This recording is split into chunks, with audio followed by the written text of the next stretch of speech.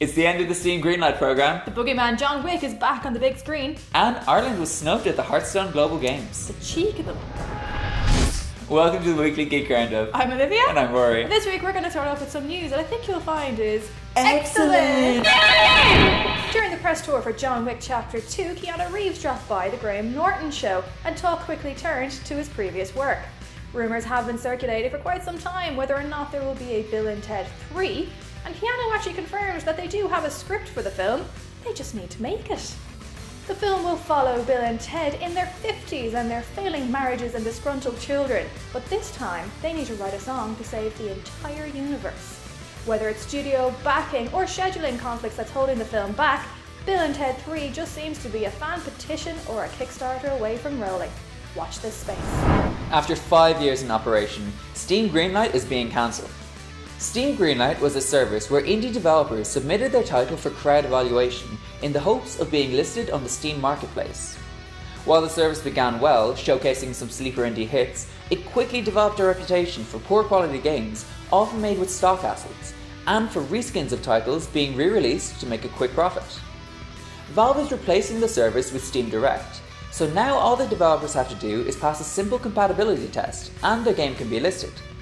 A key difference between Greenlight and Direct is the payment system. Whereas Greenlight costs a one-time $100 fee, Direct will charge a submission fee per game, and the numbers being thrown around range from $100 to $5,000 per title. The hope is to bring an end to the shovelware that plagued Greenlight.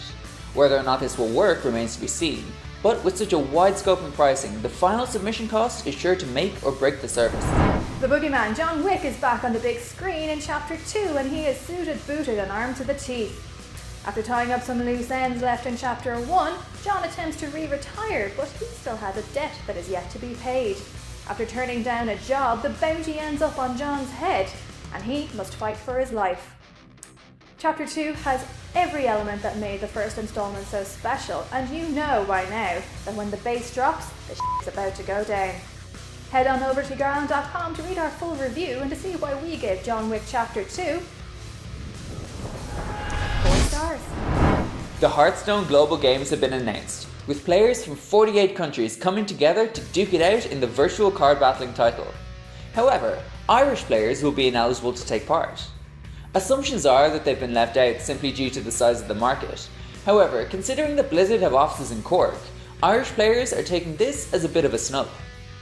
Ireland is known for having a strong and active geek culture with multiple successful conventions where other games companies tend to have a regular presence.